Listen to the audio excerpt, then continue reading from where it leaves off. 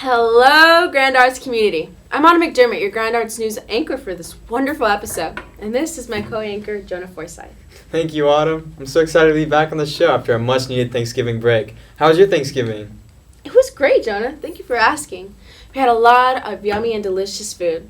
I have to admit, my favorite was the cranberry sauce and the mac and cheese that my cousin Emma made from a TikTok recipe she found. How about yours? How was your Thanksgiving? I had a great Thanksgiving. It was actually my birthday on the 29th, the day after Thanksgiving. So, we could all do like a birthday song or like sing. We could sing a birthday song. Or okay. Okay, Jonah. Happy birthday, buddy. But weren't you about to introduce our new story? Oh yeah, that's right. We have some great stories for y'all. For starters, Revo Gonzalez gives us an inside look into the fashion career of one of our own VAPA seniors, Russell Hughes. Let's take a look. Excuse me? Are you Russell Hughes by chance? Yeah, I am. Wait, do you mind if I interview you? Not at all. Really? Thank you so much. Come follow me. Of course, yeah.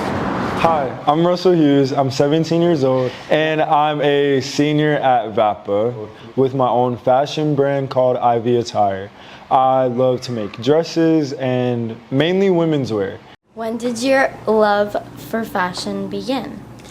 Honestly, it began when I was around 6 or 7 years old, and I'd take little scraps and I'd be like sewing up and conjuring little like dresses for my stuffed animals, like with little handheld like sewing needles and things like that, or hot glue guns. So it began a long time ago, and I've always found ways to express that love. Where do you create your pieces exactly?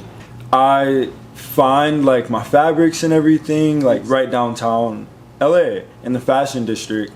Or the arts district sometimes, but finding the materials I need, and then I'll take it to my seamstress, who I explain everything, like my entire vision to her, and I'll show her like my sketches and things like that, and then we conjure up a sample piece together, which we take to our manufacturers, and then that's when we bring in like all our fabric and everything we'll need to get these pieces made to each order that comes in. But it's all here in Los Angeles. Yeah, so it's very like local. Super, yeah. Personally, my favorite fashion designers are John Galliano and Alexander McQueen, but I wouldn't say that I really take inspiration from them. My biggest inspiration behind my designs is confidence, When I design a dress and I envision a woman stepping into that dress and wearing it, I want her to feel confident. I want her to feel like a woman and beautiful, That's always the driving inspiration behind everything that I make, Whether the design is something more sultry or something more sweet,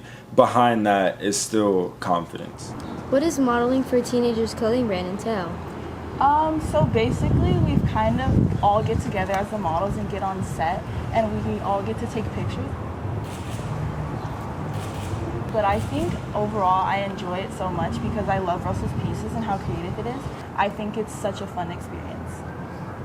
How do you combat feeling insecure in your work? It's all about overcoming those negative thoughts in your head and just rewiring them to work in your favor, So if I'm feeling insecure about something I've created, I'll take the time to remind myself that it's not bad, I've done so much to know that how I feel about my work is enough. So just telling myself that it is good enough, that I am doing good enough, and just keeping a sense of optimism and positivity is how I combat that. That's great. Thank you. Thank you.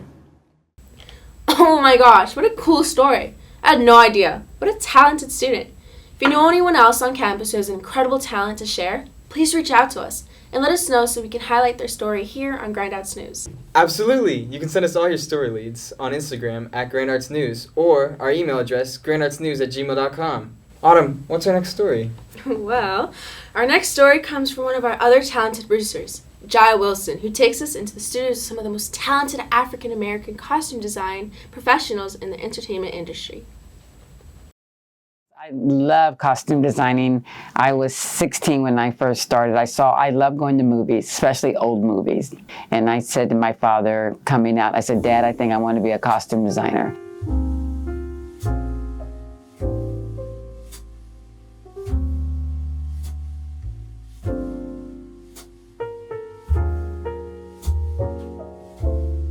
The typical day in the life of a costume designer for television and feature films looks like you're waking up at 4:30 a.m. in the morning. My alarm goes off at 4 o'clock a.m. I get to work about 5:30. You check your emails to make sure that no revisions have been made to the script that would potentially affect the wardrobe department. I do boards for the director, what scenes we're shooting, shopping, going to costume rental places. It's a full day. Then we go to set for rehearsal. They call last looks. The AD will call a last look, and I'm there to make sure that what we discussed and what was supposed to be on that character is there before the shot is established. A lot of my mistakes, especially when I was doing In Living Color, it was my first TV show as a costume designer. I made a lot of mistakes, and those mistakes became my iconic vision. So it's very funny how, like, the sock on Damon Wayans' character when he plays the wino, that sock was left accidentally on his shoulder, and it stayed there for all the seasons that we did. Spike Lee, School Days, Do the Right Thing. But the ones that I loved as a kid was Crooklyn. But What's Love Got to Do with It was one of my favorites of all times. Different shows call for different things, and so that's what I do love about my job is how each series is very different from another, each actor. This is not for the weak. Work hard. You can be contacted at any time of the day or night, in regards to something that may potentially affect you and your department. But you really, really have to love this in order to do this. In order to do this job, you have to love it. That was so insightful. There really is so much that goes into movie making. Speaking of movie making, did you hear about the new VAPA Nutcracker? Mr. Schiller's fencing club actually had a performance in it. Well, it's funny you mention it. I actually went out to one of their practices last week with Nor and Peter from our Grand Arts News team. I got some great footage. Let's check it out. Hi, I'm Anna McDermott, and I'm here with the fencing club and Coach Schiller. Now, Coach Schiller, how did you start the club? It was 2009, and they wanted me to come work here, and I said I could do stage combat, and I said, if I do stage combat, can I start a fencing club? And they said, okay. How did you get into fencing yourself? I was about 7 or 8. I used to take rolled up newspapers and put tape on them, and then beat the heck out of the neighborhood kids with it. And we'd have big old sword fights and make shields out of cardboard and stuff.